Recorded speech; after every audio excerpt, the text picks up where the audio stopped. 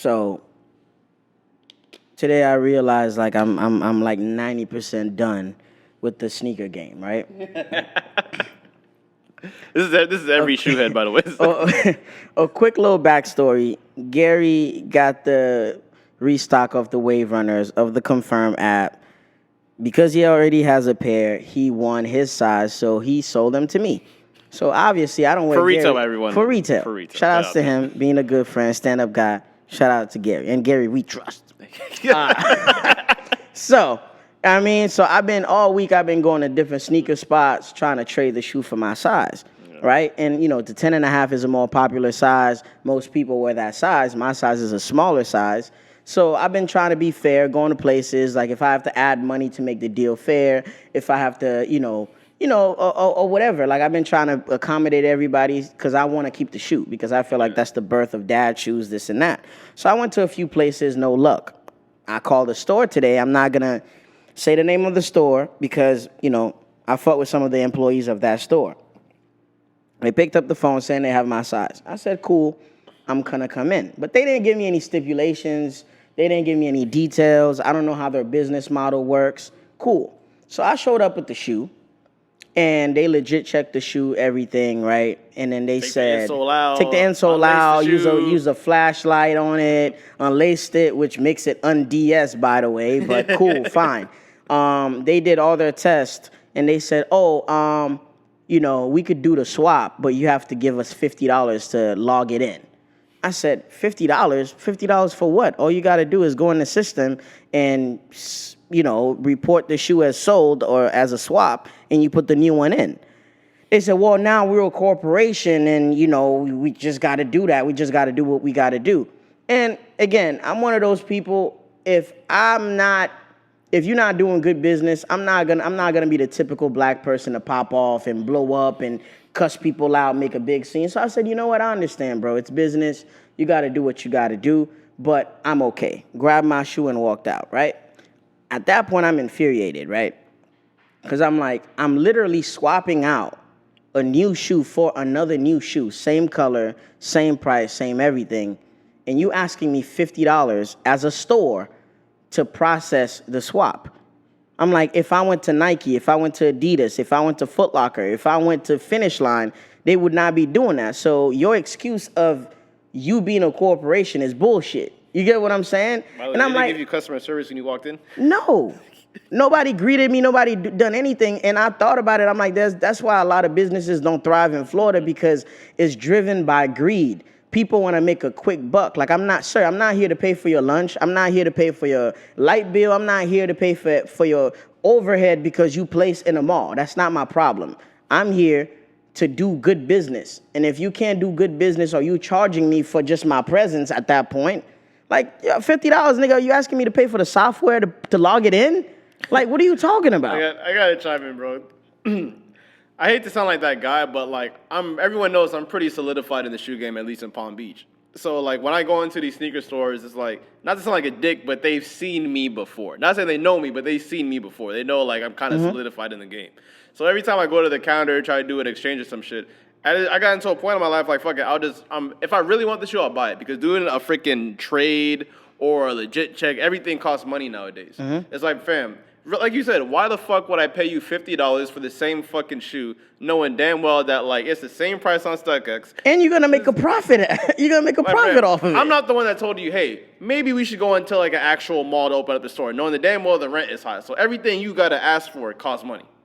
I understand, bro, but at the end of the day, I feel like if I'm a reseller trying to make a quick buck, trying to, get a different size because it's selling faster, this and that, I understand. But I love shoes. Like, it's rare that I'm going to sell something. If I sell something, it's because I'm not wearing it, or it no longer fits me. So knowing that I'm really coming to do good business, I'm not on no fuck shit. I'm not bringing you fake shoes. Like, y'all niggas is doing too much. $50, my G? See, I'm going to be honest, like, even though I know it's just an intro, but it's like, that's why when I go in a lot of these stores, and especially when they give me customer service, I just naturally don't respect these niggas, bro, because think about it. They probably got into the game at like 2015, 2016. I really believe like sneaker store owners are birthed every Jordan 11 release. Because they see like, oh shit, everyone's buying them. They made their little $50 to $100 off a shoe. I can make a business out of it, which is cool. But fam, like you don't understand when it comes to like knowledge, how to talk to people. Cause a lot of these freaking sneaker dudes, let's be honest, they kind of weirdos at the end of the day. Yes. They don't know how to communicate with people. They just think, oh, numbers. Let's just straight transaction. Fam, we gotta have a convo. You gotta get my name. Do you want me to come back here? It's like there's so much shit you can't really teach in that little freaking whatever YouTube class they take to try to open up a sneaker store. I mean, and again, nowadays, to close it out, it's like it's not even about the money. It's just the principle because like you don't know where I'm driving from to come do this deal with you. You don't know who I am. I could be the owner of another sneaker store. I could be a Nike rep. You don't know who I am. I can have part ownership in StockX. You don't know. You don't know who I am. You don't know if I'm a secret shopper or anything, and you're gonna feed me some bullshit. And it's just like, yo, I'm never going back there again, bro. And that's why you guys don't do well. You guys don't sell well around the city because of that fuck shit that y'all be doing. But I was just infuriated, bro. I was hot. Bro, the story you're talking about, like, I walked in and walked right back out. I saw a freaking NBA young boy V-Lone tee for $300. Fam, this shirt is $80 on StockX. Y'all should be in jail. But waxing these little white kids, because you know they mama and daddy gonna buy it for them because like, it's the only time they see Yeezys in person. Yeah, so. Exactly, man.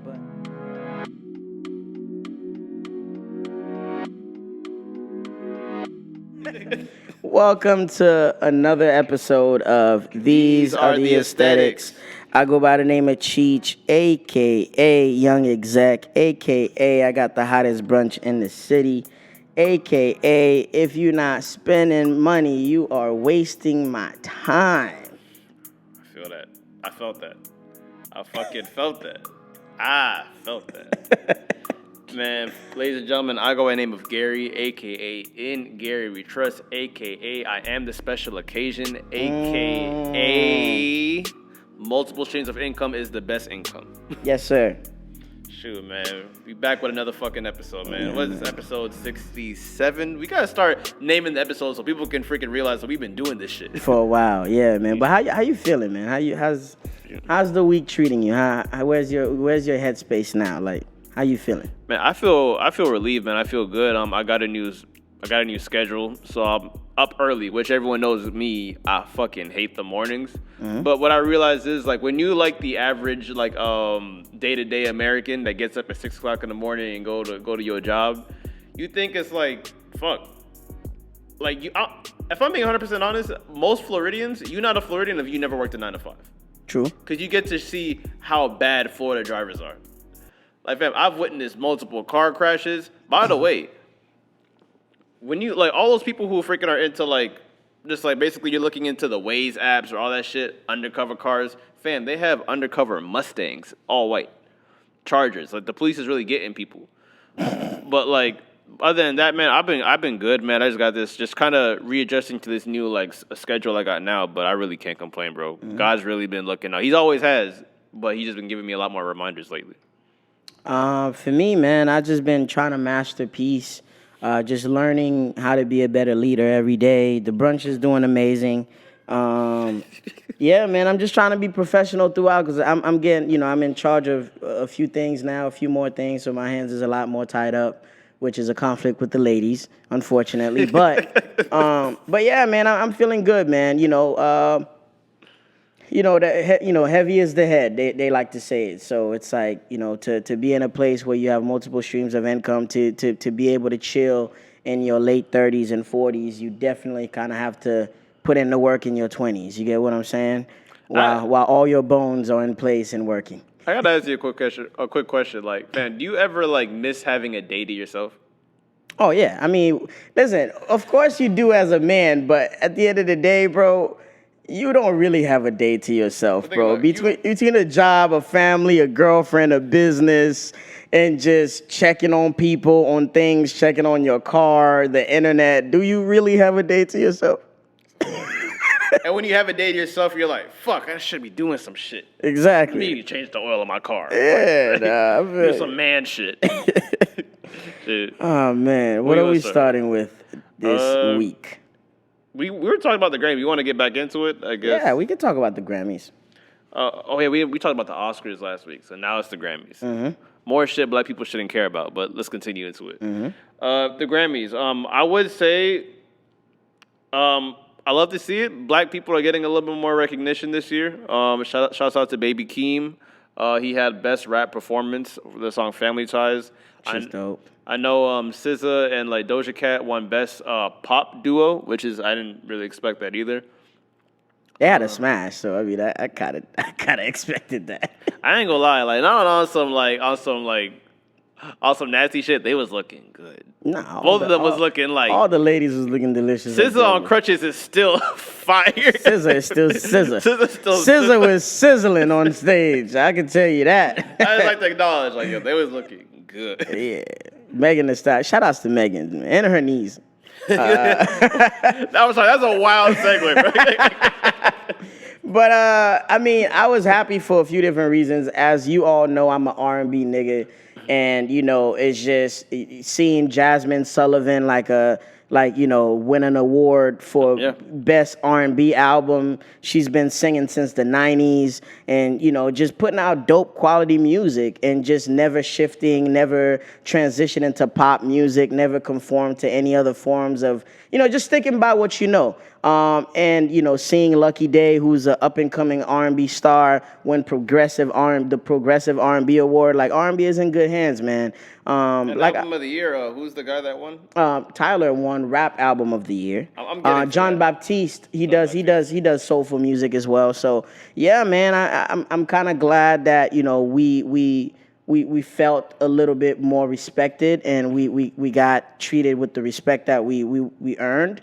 And the only thing is, though, I wish that, you know, a lot more rappers showed up. I wish that the audience had a little bit more black excellence, but we've been seeing that shift for the last few years, that niggas haven't been caring about the Grammys as much. And I mean, that's something that I've been said from the jump. Like, you're in a position where you could take care of your family entirely. You know, your future is solid. You don't really need, you feel me, that little trophy to signify anything. But I know what it does when it's attached to your name. I'm never going to disregard that. But yeah, man, I'm happy for everyone that won. And we can't even forget that, like, Kanye West won 2 Grammys. I like how they did it before the actual Grammy started. So it's like, let's get this out the way and, like, nobody clap. Because it's like, there's a bad stigma with Kanye and the Grammys, even though, yeah, he did piss on a Grammy, like, a couple of years ago. And on top of that, like, he got withdrawn from the Grammys. So I feel like in that realm of the industry, Kanye leaves a bad taste in a lot of people's mouth. Another thing I want to talk about. So, like you said, Tyler, the Creator, won Best Rap Album. And let me start off by saying, I told everyone that was going to be a good album. Ended up being Rap Album of the Year. But one thing I would have to say, though, I'm just not satisfied at the fact that he beat J. Cole. J. Cole's album, which is the Off Season. The reason why I say that is because which was a better album. Lyrically, yeah, and that's my issue, because it was Rap Album of the Year. So when I think about rap, I'm thinking about lyrics, bars. Not gonna lie, Tyler was rapping his ass off. This is the first rap album he gave us in a couple of years. But my thing is that J. Cole was rapping like he's still trying to get a deal. And the fact that he was dropping freestyles, like J. Cole was rapping like too many niggas has been talking ill on his name. Like J. Cole really solidified himself that, like, fam, I'm literally better than all them niggas. Bro, J. Cole has literally went his whole career being called the number 3 guy behind freaking Drake and Kendrick. And he's really wanted to tell everyone, like, fam, nah, I'm that nigga. I just felt like J. Cole's really spreading his wings on this album, and I just feel like, yes, the Tyler album I listened to a lot more, but the J. Cole album was just lyrically the best album I've heard in a while. But I mean, at the end of the day, like you know, if you paying attention, really, you know, it's the politics award, you know, it's the label award, like whoever got the most money, whoever, you know, has the most backing, whoever has the, you know, whichever label got more connections to the board, that's who wins. You get what I'm saying? And on top of that, J. Cole does not like the limelight. You get what I'm saying? He's not rubbing shoulders with these niggas at parties. He's not in Hollywood Hills at parties, functions. Like, you get what I'm saying? Doing favors for niggas. He barely want to get on a feature. You feel me? So it's like, that's to be expected. But again, you know, as a man, he's doing what he got to do, which is, taking care of my family, producing dope music. And if the fans respect it, they respect it. You get what I'm saying? Like, there's a lot of value in silence. And the fact that Kanye was not even there and won 2 Grammys, that tells me, yo, good shit cannot be ignored. You feel me? The fact that, J. Cole was even nominated, that you guys felt the presence. You guys felt the urgency to even nominate me because you guys know the numbers that I do. So as long as, for any creative out there, as long as the public supports what you're doing, you don't need a pat on the back at all times. That's a fact. As long as the quality of your product is good, people are buying into it. Like, you don't need certain validation, especially from somebody from the other race, because it's like we further in that narrative even more. That's all. But there was black excellence displayed throughout the Grammys, and of course Silk Sonic, can't forget about them. They had Song of the Year. Yeah. Anderson .Paak was wigging the fuck out of that wig. them niggas got up in style and grooved to the stage. I fuck with it. Oh my God. But to get into more black excellence, I did want to have a conversation by saying, I just literally, as we were looking up topics for this week, I'm like, yo, I don't think like there has been this many great black TV shows since like the 2000s. Am I bugging? Nah. We've been seeing a reemergence of that. For real, because everyone talks about the 90s, the 2000s, but I feel like now we're like literally in a time where it's like every streaming service has like a couple of black great TV shows. I just want to take a moment and just like name out the few if you guys never heard of some. Definitely, I recommend checking all of them. One is obviously Snowfall. Absolutely. They just got renewed for their 6th season. Damson Idris is killing that shit, He's killing it. And it's better than The fucking Wire. I don't care what no one says. I will say that, and I'll put that in writing. There's been a few moments this season that was but overall, the acting... Bro, The Wire fumbled with the newspaper. Snowfall didn't. Kills every argument right then and there. That shit was dope. Got to get into 50 Cent, the Power series, the freaking 50 shows in there. He literally created his own freaking Marvel universe with actors. So I can't beat it. My favorite fucking show right now, I don't talk about it enough, is Atlanta. Atlanta's back. I got to catch up. When I say, I strongly advise every black person that follows me that I know to watch Atlanta. Atlanta touches on some topics that the average TV show just won't touch on. It talks about everything, racism. It talks about how black people treat each other. It even talks about trauma that black people have that black people didn't even realize because we're so numb to it. We're numb to shit we shouldn't be. And the thing is, like, they express these traumas through comedy. But the thing is, obviously, I think Childish Gambino once said, or another comedian once said, was that it's hard to digest like trauma or difficulties, hardship, whatever, without humor. 1,000%. Which makes sense. So, Bel Air. I haven't checked it out. I haven't seen it yet, but there's been a lot of great reviews lately. I've seen the clips and I've seen the good reviews that it's been getting, so it's dope. Southside, it's on. I want to say it's on HBO Max. Okay. Really funny show. It's basically just it's literally like a comedy skit show, all black cast, based in Southside Chicago. Really dope. Even though it ended, Insecure was dope. like. I still have yet to check that out. Don't kill me.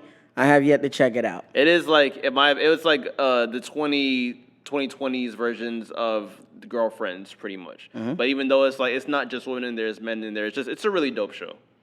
You even have the show Love Life that was on HBO on Max. This season two, really good. Blackish, even I think Blackish ended now, but it's still in like the period. Abbott Elementary, funny shit. Abbott Elementary. It's like what I love about all these fucking shows. It's like they're special in their own way. I mean, before we even wrap this up, bro, as soon as we stop being viewed as slaves in every role, oh my God. I feel like I always said this. Like, there's more to us than just playing a slave, playing drug dealing. There's more to us. Playing an artist. Like, fam, like you don't have to give me. I don't have to play James Brown. I don't have to play certain roles. I don't have to be the drug dealer. I don't have to be a slave to be viewed as a black person in this movie. You get what I'm saying? Like, we could be doctors, we could be lawyers, we could be executives, we could be anything that we want to be. You just got to believe in us and see that potential in us to kind of, shout outs to Young Hollywood getting paid and getting to it. And shout outs to the writers. Shout outs to your girl, too, that's trying to, create stories. And we need people like that. I know I joke a lot, but we need people like her to kind of write. Courtney Kemp right there. Yeah. we need people like that to paint the right narrative to show us in a good light. So Of course. And one show I always also want to mention is Grand Crew. It's on Hulu, I believe. It's one of those TV shows. The reason why I like it is that it's literally a TV that's just about fun. Black people having fun, living their day-to-day life. And I just, like you said, I just love watching black TV shows that don't really remind me of my trauma sometimes, or it just displays black people having fun. We're not always angry all the time, even though we suffer through a lot of shit, but we know how to have a good time. And it's successful black people on that show as well. Bro, white people get to have swamp people. They get to fish. They get to fish for a whole hour on the sailboat. They get to, you feel me? They get to visit different countries, trying different foods. Drag racing shows and you shit. feel me? So that's the least that they could give us. Like, throw us a bone, my nigga. Come on. And a question I also wanted to ask you, too, is like, I guess it's like in black television, is it too real by any chance? Do we take ourselves too serious in black TV shows? I think we want to be represented right. So sometimes we outdo ourselves, but if we don't paint ourselves, I can't trust you to do a good version of me because you're going to paint me how you used to paint me. You feel me? Because the head of these studios, most of these execs, you feel me? They're in their 70s, 80s. They rarely have a committee. You get what I'm saying? They're not in tune with the culture enough to even know what black people are going through now. You get what I'm saying? Like, I know what we were going through in the 60s, 70s, 80s, 90s, because there's movies and shows that highlighted that. But when we get the ball, we kind of have to do the most, bro, because like I said, if I don't do it, who else is going to do it better than me? And I lived it. I hear you. And another thing, too, is like the reason why I bring it up is that I realize why I don't care for horror movies like that. Even though like I just don't like that type of energy like in me. But I realize, fam, like watching certain movies and TV shows, most of the black shows and black movies that try to do horror is based on real shit that could actually happen to us. Exactly. Like, why would I want to watch a freaking movie with white people scared about ghosts? A real horror movie for some niggas is freaking Boys in the Hood. Because niggas that was gangbanging in the 90s and the 80s really had to live through that shit. So when they see freaking Ricky get shot in the back, maybe that's how a lot of niggas lost their homeboy. Nah, that's some real shit. That's the shit that I was like, man, like, I don't want to watch these freaking, like, little Cindy freaking trip over in the woods. Meanwhile, I'm watching Atlanta, and they're freaking talking about how freaking black people get treated in freaking corporate America. Yeah, some real shit. We could have a whole episode on that alone. On that alone, fam. Like, oh, man. So I guess getting into like the fire cap segment, this is where we like to talk about the basically aesthetics that we like to wear, we like to do. Obviously, we wouldn't be called these are the aesthetics. We want to talk about some of the aesthetics that we and trends that we pay attention to also. So because sometimes there's a lot of things we would not throw on ourselves. Where we just come here to give an opinion on it and just breeze through, drop our little gems, and keep on going. Exactly, man. So one thing I definitely want to talk about is some aesthetics that I've been seeing a lot lately. Obviously, you're aware of Nigo. Mm-hmm. He was, obviously, if you don't know him, he was the founder of Bathing Ape before he sold the company. Now he's the face of Human Made and Kenzo. Mm-hmm. I just want to like give him some like recognition, the fact that, at least on our platform, not like he needs any more recognition, but like the fact is like Nigo has been going crazy, dropping a bunch of dope shit. And I just want to name off a couple collabs that he's been doing in literally the past 2 to 3 weeks, or even this month. Like he just dropped a collab with A$AP Rocky, the Testing collection from his like Rocky's last album. By the way, Rocky needs to put out a new fucking album already. Yeah, just shit. I know, like he's with Rihanna. He can give two shits. I think he's excited to become a father. So I think once the baby come out, it's back to business. It's back to business. Then you have he had a Lil Uzi Vert collab. The Victor jackets, I know you've seen them shits. Mm-hmm. He has a Cactus Plant collab, and then he has a Levi's collab that he's putting out right now. I just want to tell everyone, if you just want to wear some shit that's kind of different that you don't see a lot of people wear, definitely fuck with like Human Made and Nigo's collection. There's some advice out there if you want to wear some different shit. And I think Nigo is the representation of just sticking to what you know and exploring things and taking advantage of your surroundings. He just dropped a hip hop album. That's a fact. Like, hip-hop made bait popular, and instead of taking advantage of it like a white person would, not all white people, I'm just saying, he's working with rappers. He done gave multiple rappers, Big Sean, Pusha T, and a few others, their own collaborations with the brand as far as a T-shirt, like Kid Cudi. Like, he's been working with Kid Cudi, Pusha T, Pharrell for a long time. And I'd rather see that than a person that's literally, oh, keep wearing my shit. I'm going to send you some free shit. Keep pushing it, and I'm going to just make this bag off for you. You feel me? Breaking bread with niggas. I love that. And I love that he's not a culture vulture. And on top of that, he's been talking about Japanese denim, rare denim. Like, he collects everything he's working on or has a collaboration, whoever he has a collaboration with, these are things that he's truly passionate about. And I feel like we all can rip a page off his book, you know, just to kind of represent what you like and be an embodiment of what you truly love and doing what you love. But yeah, man, I would say he's dope. that one thing, to close it out, is that what I love about Nigo is that he knows he mastered the art of simplicity. 1,000%. Like, he's not doing anything, even though he has some wild pieces, but the day-to-day shit, I understand, like, it's a little up there. It's like $100 for a tee, but you're getting quality. On top of that, he's not trying too hard to be, it's not like he's trying to stay relevant. Like, he's been popular amongst teenagers and kids for the longest. Like, him and Pharrell push, like, bro, and Kanye, when you, like, when you win over the youth, you have the future. 1,000%. That's dope. And speaking of, just going into, like, the rap industry with fashion, I have a gripe. Okay. One thing I want to talk about is I've been seeing a lot of people getting into the boot wave because of Mr. Kanye West. Mm-hmm. I just want to make a public announcement that everyone stop wearing fucking boots. Only Kanye can wear that shit. Kanye is the only one that I've seen that has been flying his own way. And Kanye had to literally freaking wear this shit every fucking day to tell us that that's his new look. So, Lil Baby, I'm sorry, but that fit was cap with them green boots. Bad. DJ Khaled, them boots is cap. Freaking AB. AB, stop. You need to stop. Fam. AB needs to stop. Stop. Especially niggas is wearing really skinny jeans with these big ass. Come on, fam. I just want to tell everyone, leave them boots alone, bro. Because them shits is not a fit, it's a costume at that point. I've seen some girls, too, trying to make it sexy. Stop. I definitely don't want to see motherfuckers in Florida wearing this shit, too. Yeah. Yep.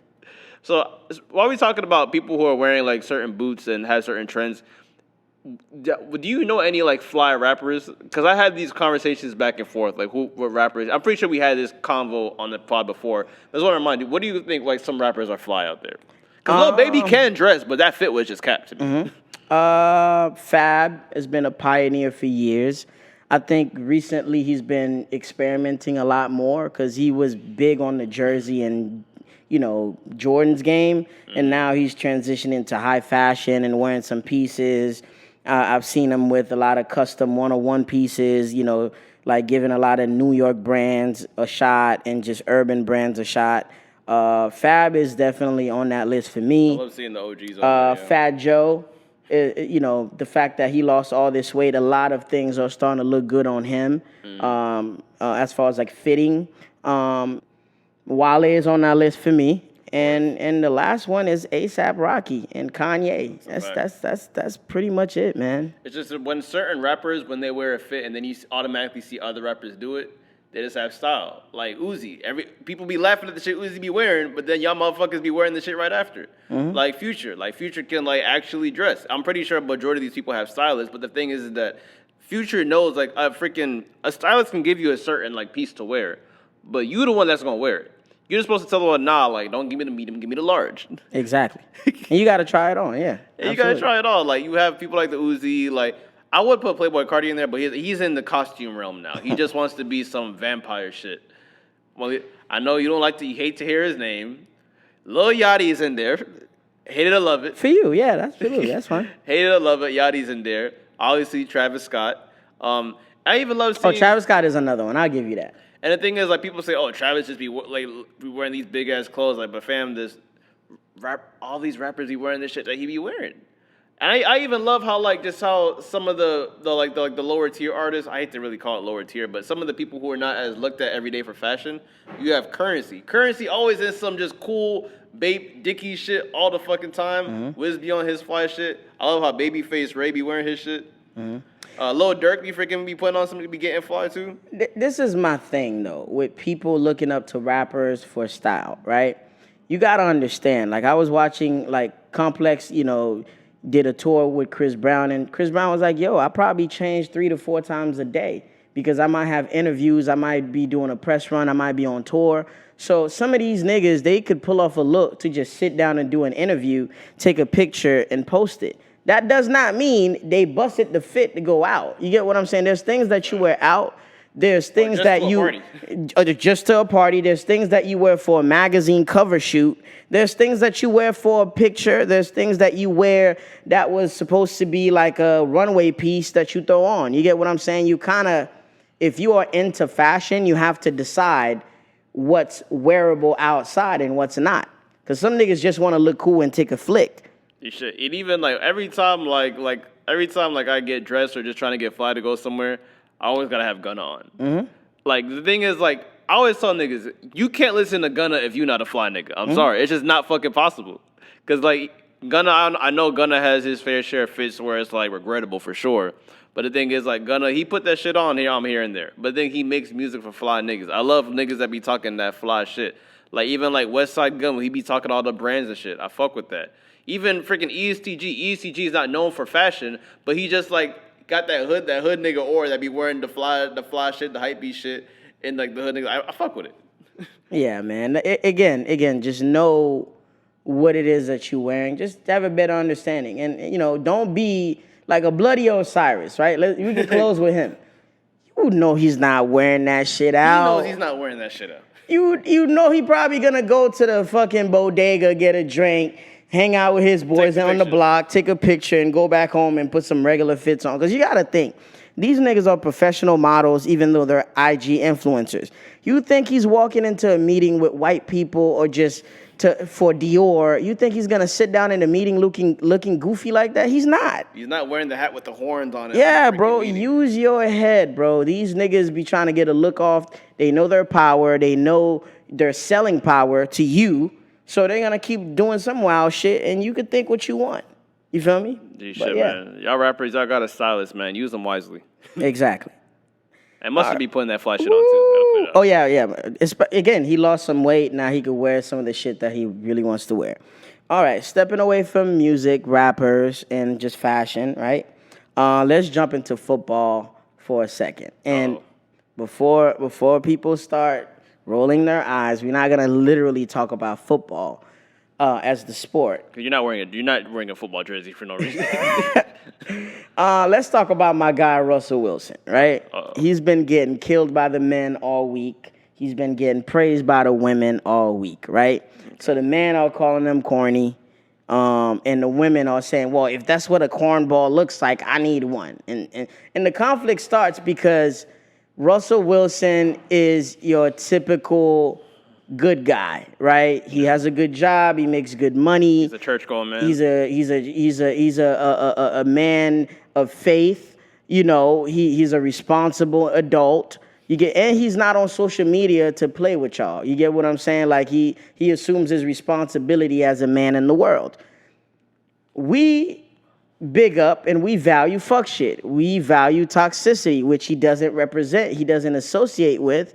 So whenever a man is doing what he's supposed to do with a woman that we think should be with somebody else, we kill him as men. You feel me? I hate that as a society we do that, but we do. But then the women get on. Like, I didn't mind the man killing him because I already knew a lot of that was rooted in jealousy as well, right? Of course. But because if you really think about it, Plies put out something saying, yo, this nigga just works, goes home to his family, takes care of his people. Why would you be mad at him? What's considered corny about Russell Wilson? I understand the meme say, but what makes him corny? Me and you both know why men would call him corny, but we're not going to get into that. What made me have a reaction is the women that was saying, well, if this is your version of corny, then let me have it. Ladies, stop. Because you don't give the regular corny nigga that's DMing you on Instagram a chance. He's a corny millionaire, multi-millionaire, and he could elevate you in every sense of the word. So yes, you think that's attractive. But the normal nigga that works at the gas station that says hey to you when you go in there, trying to get your little pack of gum, trying to take you on a date, when you buying your little jug of milk, you don't pay that nigga no mind. And gas station pills. You feel me? So don't be trying to pop your shit on Instagram, trying to act like you out here looking for Russell Wilson in the club. You out here wearing your shit to attract the Russell Wilson. Cause y'all know what y'all like realistically. What's your take on Russell Wilson? How do you view him as a person? And do you understand why he's being labeled a certain way? My thing is with Russell Wilson, I felt like he got majority of the hate about being called corny when dating Ciara right after Future. Exactly. That's the main reason why niggas can't stand him. The fact that it's like, what? Ciara with this lame ass nigga over here. He wasn't lame when he was scoring touchdowns, was he? Exactly. He wasn't lame when he was freaking like you were placing bets on this freaking fantasy football. He wasn't lame then. Mm-hmm. But he's lame now because he got a bitch that you want to fuck. Let's be real. Because if most literally, we know what corny looks like. We've gone to the sports bars and seen corny niggas think that they that nigga just because they got bread. Mm-hmm. But the thing is with Russell Wilson, fam, he's not on Instagram. He goes home to his family. He goes to his job and go back. What makes this man corny? He doesn't come off to be like, he doesn't say I'm the flyest nigga in the block. Mm-hmm. So he minds his own business. I can't tell a nigga that he's corny if he minds his own business. What I definitely call corny is niggas that think they pop their shit. Meanwhile, they really ain't shit. I think what men can see through, and men, I'm not speaking from me. Ladies, I'm not speaking from my perspective. A lot of men seeing Ciara's transition from Future to him as in like, this is the nigga I should have been with, but I'm done fucking around with the bad boys. Let me go to a safe nigga that's not gonna, cause me any harm. Because realistically, you had a baby by Future. You love them. That's what you like. I know you might be in a different stage of your life where you tired of dealing with him possibly being on tour, cheating. You want more of a stable situation. But I'm one of those men, I've made peace with that. I know the true nature of women. Y'all want to go get the fuck shit out of your system and come home to a good nigga or waste your good years and then later on try to get a good man. We already know that. I know that. So this is why I move a certain way so I could let you know that, I know what you're doing. I think a lot of men are seeing through Ciara, not necessarily him. A lot of men are mad at him because he's blind to the fact that, you were a second choice. You not her type, fam. So stop trying to big this woman up and try to do all this shit that's unnecessary on Instagram when you not that nigga in her eyes. And on top of that, Ciara don't brag about Russell as much as he brags about her. I don't know how much she does, behind. That's a stretch. But what I know is every chance he gets when he's talking, he brags about his wife. Rightfully so. That's your wife. But I'm just saying, we kind of knew her track record and who she was dating, coming from 50 Cent, coming from Bow Wow, coming from Future, and now to Church Boy Russell. All right. And unfortunately, I have to bring this up, but women that look at Ciara that's what I should have did, this and that. You have all those regrets in your later 20s. Because in your early 20s, you want niggas like Future. Like we always say, you want a right now nigga. Fam, you know how much times I scroll on Instagram and why I see women that I try to talk to, and now they freaking having gender reveals by themselves? Exactly. Because you wanted a right now nigga. Oh, you are preaching to the choir now, gang. No one want to have that conversation. You cooking now. All these gender reveals by themselves with a nigga nowhere near the camera. Embarrassing as fuck. But then again, you thought I was a corny nigga, but now you jealous off my relationship because, he wasn't a fuck nigga. Don't worry, I'm going to get my lick back when I pull up in that Phantom, though. Don't worry about it. Fam, that's why this shit's just, bad comical to me. But I remember this girl this girl told me that, Garrett, you're a really good guy, but you're the guy that women want to marry. Mm-hmm. So I just got immediately offended. So wait, I gotta wait my fucking turn after she done fucked all these niggas with all the scammers and shit. That's when I should settle down with her. No, life do not work out that way. Yeah, that's that Forrest Gump shit. You're gonna have a baby or two, both gender reviews by yourself. Then you're gonna want to come to me, and I'm gonna be like, no, I'm happy with the woman right here. I'm gonna fuck the shit out of you and go find my wife. Not gonna hold you. Yeah, come home to daddy for 2 months. That shit is hilarious. Fuck out of here. You got me bent. But yeah, man, like I said, I just feel like a lot of people just see through that situation because, obviously she's an older woman now. She's not as popping as she used to be. She's not as relevant as she used to be with music. And you know, they think Sierra is looking for a retirement plan. And what a better guy to pick than Russell. And Russell, you know, coming from dating a white woman and not, you know, knowing how the taste of chicken was probably for the last 4 years, he wants a black queen. So it's like it's an even trade. As long as they're happy, I'm good with that. All I'm gonna say is, but real niggas could see through what the fuck is going on behind that curtain. The only thing is, I want to end the narrative of like she settled for Russell. Let's be honest. No one's settling for a millionaire. I never said. Not saying I never said. But that. a lot of people look at Sierra as like, oh, she settled for you. She just want to settle down now. Y'all think about it. Do you really want to settle down with like saying you settle down with a millionaire sounds nuts. When women say, oh, she's settled. The nigga's a lame nigga. He make less money than her. This is shit like he's always down here and she's all the way up here. The woman the other said, let me stoop down to your level. Sierra did not stoop down to Russell Wilson's level. Let's be honest. It's pretty of a level field. He's a damn near gonna be a Hall of Famer football player, and she's a mega like R&B pop star. Okay. If you gotta look at it that way. That's one way to look at it. I just want to end the narrative that she settled for Russell Wilson. No, that sounds nuts. I think they both settled for each other. And they both were at a crossroads. They both were looking for each other. Yeah. They were at a crossroads where I'm tired of dealing with white women and you tired of dealing with fuck niggas. Shout out to the white woman that listen to the show. Match made in heaven. No, not to white. Shout out to my white queens. Hey, come to my brunch. But what I am saying is, you know, they just found each other at the right time. And that's all when it comes to that. All right, moving right along while we're in music a little bit. Mellow Rackz. If you don't know who that is, she's up and coming Florida female rapper, formerly she was formerly a stripper. She got signed by Young Money. She's under Young Money now. I don't know what her situation is, but she got signed by Wayne, and she used to date Kodak.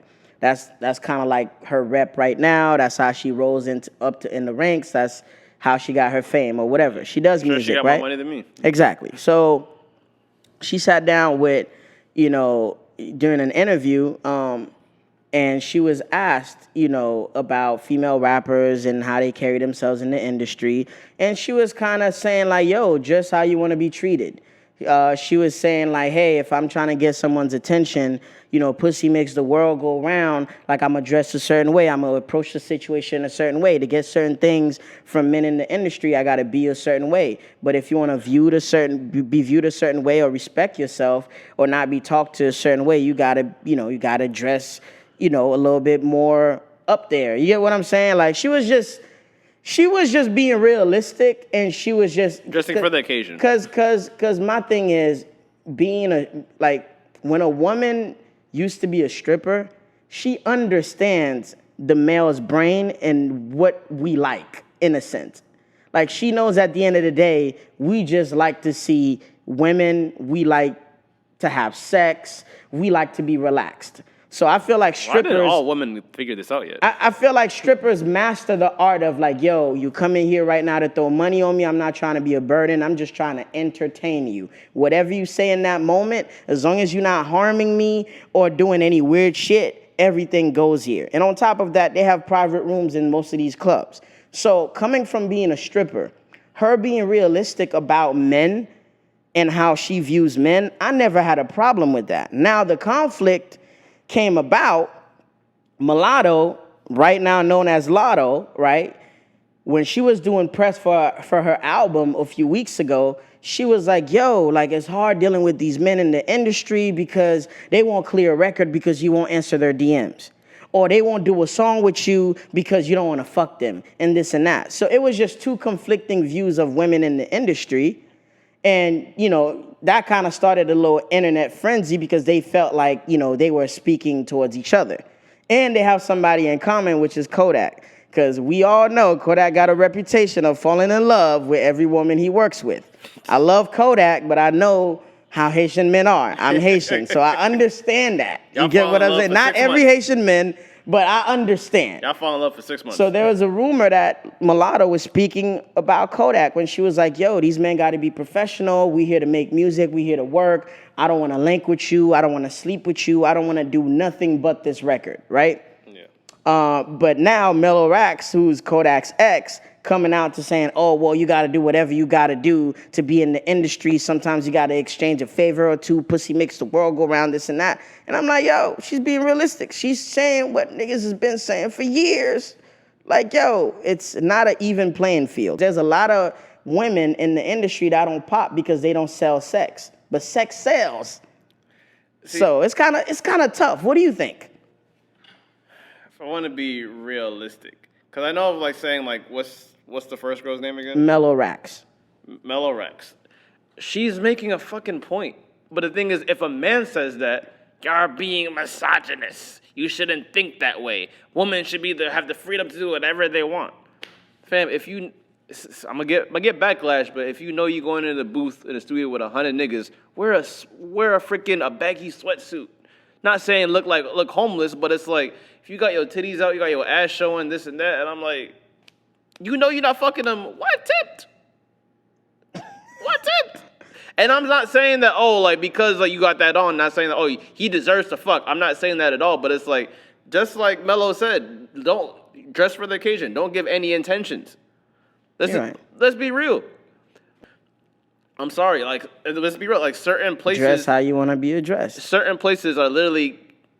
They hire certain women because they look pretty. Every woman you see on ESPN or some sports channel, they always have a pretty woman right there in the middle as a moderator. I'm sorry, but looks matter. It sucks to say, but the world is not fair. Yeah, beauty matters. It's not fair when it's subjective. It's not fair if a man takes another woman out when she makes more money, but he's still paying because of courtesy. Life, it's a double-edged sword, man. What do you want me to say? I'm gonna get heat for this, but I'm speaking facts right now. Yeah, and on top of that, we already know the rapper start kit. Right now in 2022, if you don't have a BBL, you don't have some lip fillers, you're not in one of those reality TV shows, or somebody big is not backing you, you're not really gonna make it. So I understand the struggle of the women that really wanna exist with pure talent, but it's just tough. It's just tough on both ends because men suffer from that too, but we just don't broadcast it as much as women. And there's a lot of talented women out there, but they have to think they still sell sex because they naturally know sex sells. Doja Cat, freaking Meg Thee Stallion. You have Sweetie. You have Latto, Nicki Minaj. Even Remy Ma, she dresses a certain way because she knows she's a woman. She has to have her hair done, have loops. Even though she knows she got a husband at home, but she knows I gotta look good. I gotta have a cute face. Even though I'm going to bar these niggas to death, but you have to be, look a certain way to get a certain type of attention.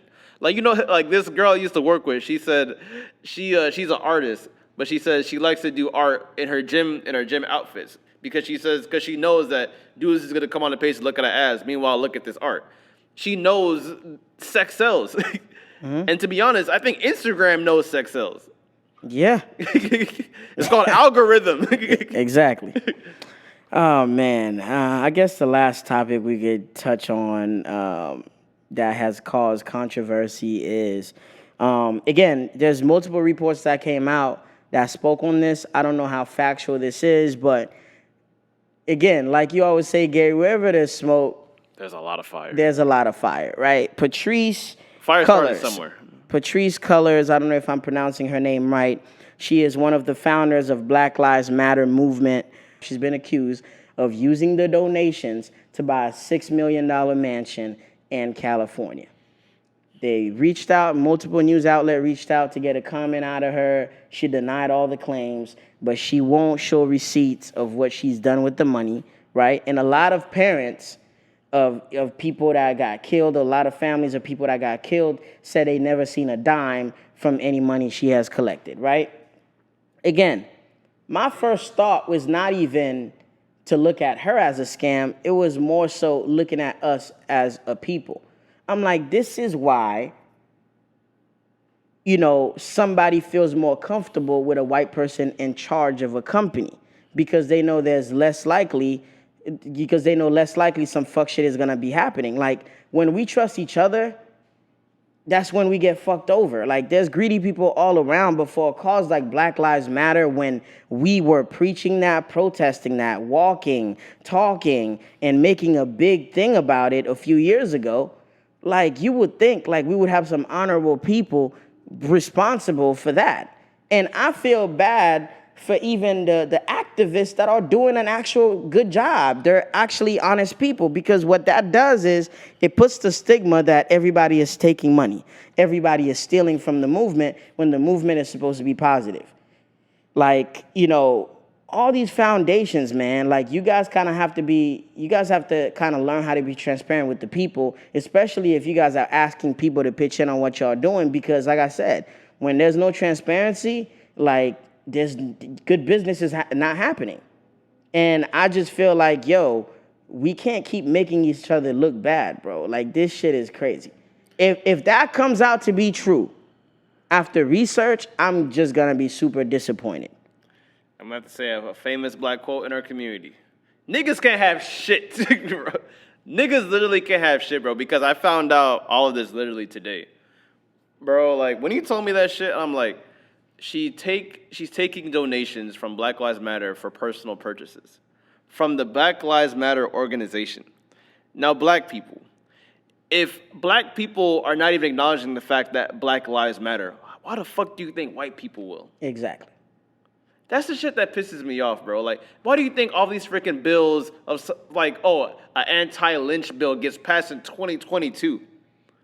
Why wasn't this shit freaking in the freaking 50s, 60s, 70s, 80s, 90s, 2000s? Like, fam, like... Because they don't take our plight serious because of shit like this. We are, like, I've been preaching all this time. Black people, we are literally the closest unorganized group on the planet.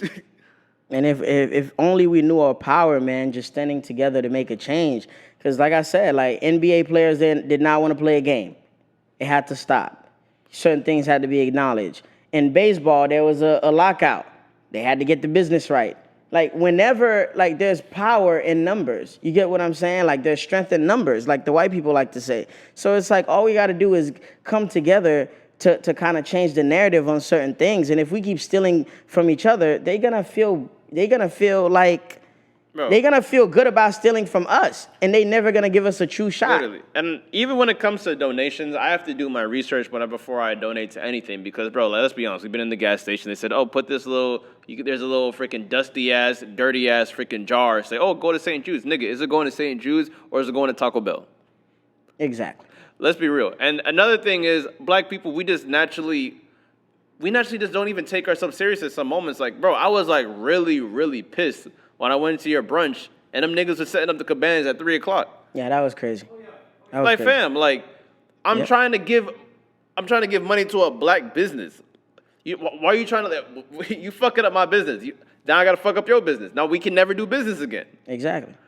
And words travel more than steps. You feel me? So now you fucked me over. Now I'm going to spread the word around town that, he's not a good person to do business with. Now, what? Now I'm bad-mouthing you? Now what? I'm a fuck nigga for saying the truth? Like, again, we got to do better, bro. Like, if we don't do better, they not going to do right by us. Now, why That's do you just think, what it is. Why do you think people on Fox News laugh at our organization? Like, oh, look at them. They can't even get along with each other. We have freaking Will Smith smacking Chris Rock live on television.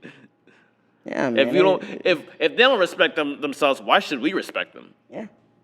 And, there's a lot of decisions that are being made for us behind closed doors, but we're not privy to that because we're not organized. And I just urge people, man, just do your research and just be transparent about things that you do. And if you're doing something for a good cause, be honorable, man. Like, at some point, like, your morals and just your moral compass, just your judgment and just your integrity got to kick in and be like, like, this is literally for families affected by gun violence, bro. Can we even by police brutality, and I'm taking money from that to just fund a mansion. You get what I'm saying? Like, it's gonna sound fucked up. If you take 2 bands, you take a trip because you've been working hard, cool. But fam, $6 million in a house? Fam, but can we even talk about, even on a lower scale, the freaking bitch, yes, I said bitch. The bitch that freaking took money from the kid that freaking fell off of Icon Park, that ride. Yeah, in Orlando. She creates a GoFundMe, and she has nothing to do with the family. And she said that she was the kid's cousin and all, was crying on TV, putting up a whole act, man. We just got to do better. Your own people. Exactly. Your own people. Exactly. Like, how bad of money do you need? Like, friend, where does morals integrity come in? Yep. And that's why, like, they even say, like, even when white people are scamming, they scam you right. They give you a reason to believe the scams. They got paperwork to back up the scams. Like, we just see money going around, money flying around. We want to be part of it. We want to just go in and anything to make a quick buck. But that's how niggas get arrested. That's how you get shot. That's how you get killed. And that's how you don't win in life, man. That's why I always said, people, y'all need to watch Atlanta, because they dropped a fucking gem conversation on that fucking show saying how there's there's an episode where there's a black kid. He's like in this mansion, and these white people are funding him a lot of money, knowing damn well what he's doing, his art sucks. But the thing is, like, can you blame the black kid for freaking scamming their money? Because white people scam us every day, and they mention freaking TikTok. All these white kids that steal these dances, freaking what's that freaking that video game Fortnite? Be stealing all our fucking dances, making billions off that shit. Yeah. White people scam us every fucking day. Yeah, man. We just got.